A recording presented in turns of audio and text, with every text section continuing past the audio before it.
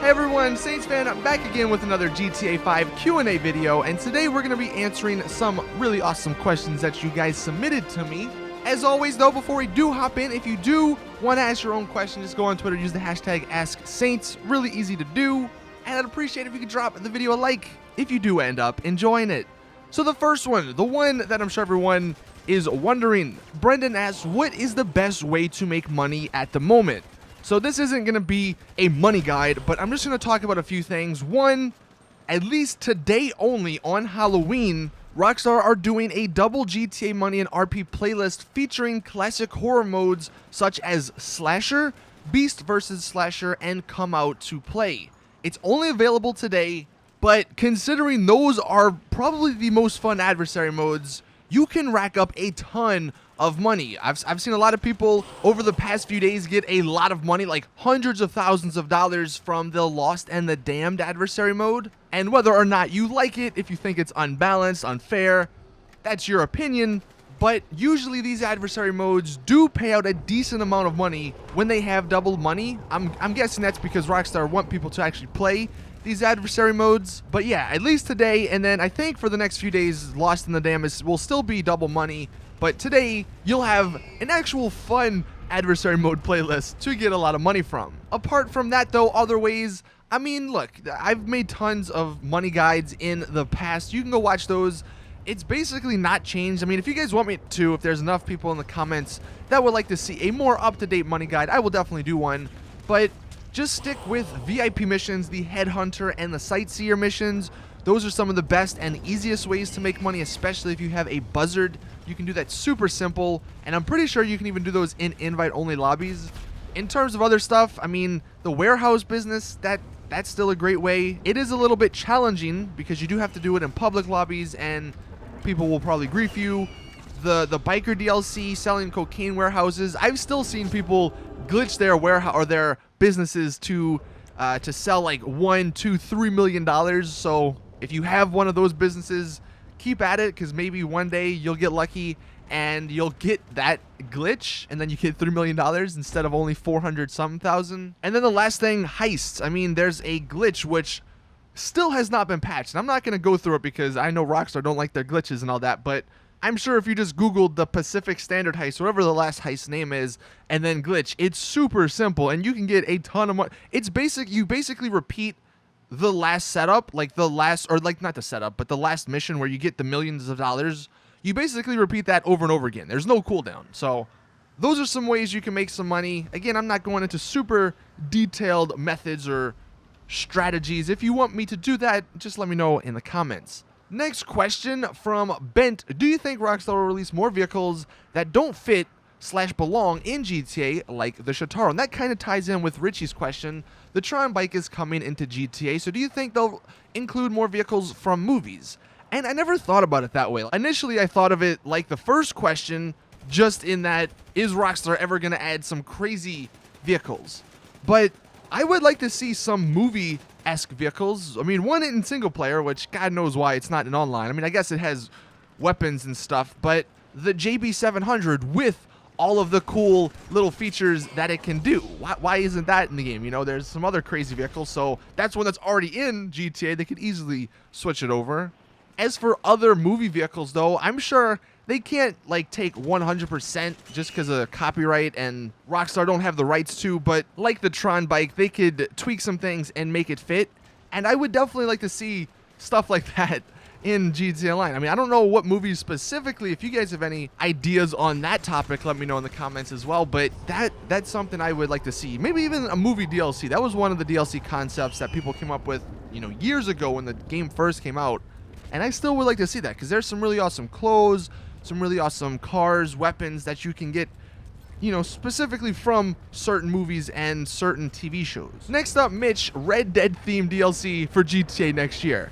I thought about this. Would it not be pretty cool? Now, they wouldn't add horses because that wouldn't work. But in May of next year, and I know that's super far away, but in May of next year, maybe on the anniversary of Red Dead Redemption, which I believe was May 10th, sometime around that, what if Rockstar added some, like, sort of a pre-Red Dead Redemption 2 DLC where they give us some cowboy clothes. I mean, I know we already have the boots and the hats, and we have a little bit in the game, but maybe they give us some Red Dead 2 specific stuff, like some old-time weapons, a repeater. That would be really cool. Maybe a lasso. I don't know how that would work, but that would be freaking awesome. You could lasso people, and you could tie them to the train tracks. Wouldn't that be something? I don't know, like all kind of weapons and clothes and other stuff from Red Dead Redemption 2, or just Red Dead Redemption. So yeah, I think that'd be really cool. If they're gonna do it, I don't know, but just to get the hype for Red Dead Redemption 2, that would be a nice way to do it. Capture, what do you think the future is for GTA after Red Dead comes out? Less DLC. I keep seeing this, and I understand why people are sort of worrying, I guess, but if you think about it this way, they're still going to be releasing DLCs up until Red Dead Redemption 2. We have the high-risk vehicles that they mentioned in the newswire. That's going to be the next DLC, and then after that, who knows what they'll do. But once Red Dead Redemption 2 does come out, once it's officially released and online is up and working for it, at the time, even if Rockstar don't release any other DLCs for GTA, you know how much they've already added? I mean, GTA now, from when it started, is a completely different game. There is so much extra stuff, so much more fun stuff, and that also includes some extra stuff that just doesn't make sense. Stuff like adversary modes that are not really that fun, but things like becoming a CEO, becoming a biker, being a VIP, obviously heists, like that stuff is huge. And even though there might not be new stuff to go out and buy, there'll still be enough existing items and clothes and cars and features and gameplay mechanics that are there for you to have fun on or with. So whether or not they do decide to stop releasing DLCs, I still think the future for GTA until GTA 6 is going to be a bright one.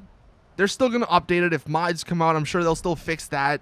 But considering how much money, and I always come back to this, how much money GTA Online is making, I don't know when the hell it's going to stop. And then Top Crazy, what do you expect about the Shitaro? So this is just some personal opinions on it, just from driving it around a few times in single player. It's like the Sanctus and the Hakachu Dragon, that the handling or the turning is not that good. It's a somewhat of a heavy-esque bike.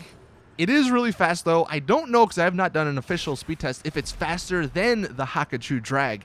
If it is, that'll be really interesting, because then people will have to go out and spend $2.3 million for it if they want the fastest bike in the game. But it's honestly, I think I'll like it more than the Sanctus, because it's one of those bikes that are just really unique.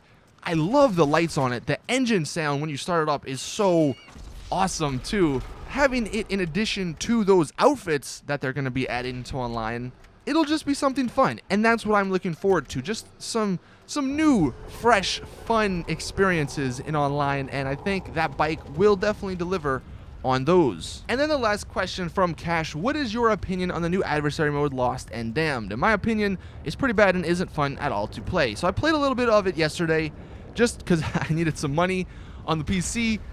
And I don't know, it's not bad. I still, it just drives me insane how Rockstar put all this cool stuff and they lock it behind adversary modes. I'm talking about the weather here. They did it with last year's Halloween stuff with the blackout, and now with this year's Halloween stuff and the weather. Why couldn't that stuff be in free mode just for a day? I'll never understand that, but I don't know. From what I've seen, a lot of people say it's unbalanced, and I kind of can understand that, but it just feels like another PvP mode, you know? And most of the PvP modes in GTA Online are not balanced. Honestly, in my opinion, and your opinion could be different, but PvP is not something I get on GTA Online for. I get on for the free roam aspect, for just driving around with, in my car with friends maybe or something. Whenever I get into a firefight with another player, it always ends badly because the netcode, or someone's lagging, or my bullets don't hit, or it takes 1,000,000 bullets to kill them. So I don't really take the PvP that serious, and I think that's why a lot of people are not liking this adversary mode, just because it's another one of the PvP modes, which isn't GTA's strong suit. But that's the final question. Let me know in the comments, what do you think about the Lost and the Damned adversary mode? Are you liking it? Are you not liking it? Would you be playing it if you didn't get double money, like I mentioned in the first question? It seems like that's always the case. People play the adversary modes for the week, they have double money, and then they never play them again. So I wonder if this is going to be another example of that. Anyway, that is it with the Q&A. Thank you all for watching. Hope you all have a great Halloween. See you all in the next one. As always, it's your boy Saintsfan. I'm out. Peace.